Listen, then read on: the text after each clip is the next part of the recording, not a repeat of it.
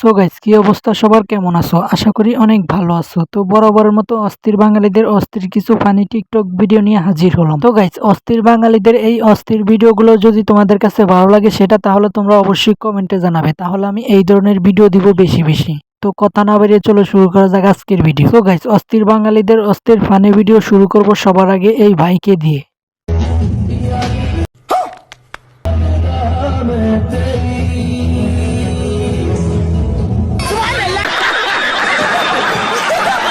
তো গাইস, তোমরা যদি জেনে থাকো এই ভাই ড্যান্স শিখছে কোথা থেকে, তাহলে সেটা অবশ্যই আমাকে কমেন্টে জানাবে, আমিও এই ড্যান্স শিখতে চাই। তো গাইস, অস্থির বাঙালি যে ভিডিওর মাধ্যমে মানুষকে এতটা হাসাতে পারে সেটা তো আমি আগে জানতাম না, তবে এই সমস্ত অস্থির বাঙালিদের টিকটক ফানি ভিডিও দেখে আমি বুঝতে পারলাম যে বাঙালির আসলে কি জিনিস।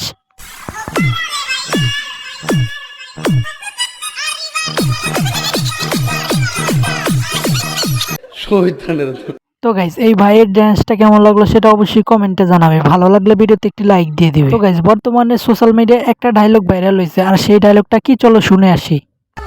এই সিডা সিডা ফোটা ফোটা কি বৃষ্টি শুরু হয়েছে আমার মা গো, আজকে 3-4 দিন ধরে এই বৃষ্টি থামে না আমার মা গো।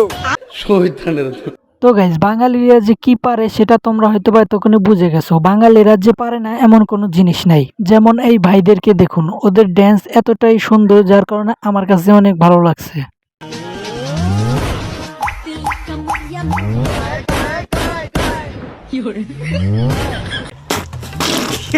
তো গাইস, অস্থির বাঙালিরা যে মানুষকে কতটা হাসাতে পারে ভিডিওর মাধ্যমে সেটা তোমরা হয়তো বা এতক্ষণে বুঝেই গেছো। তো গাইস, চলো ভাইরাল হওয়া ভিডিওটা আরো একবার দেখে আসি। ওসাসি কোথাকার গুন্ডার আমের মায়ের লাগে ডিসপিডিস করতে চাইছিল।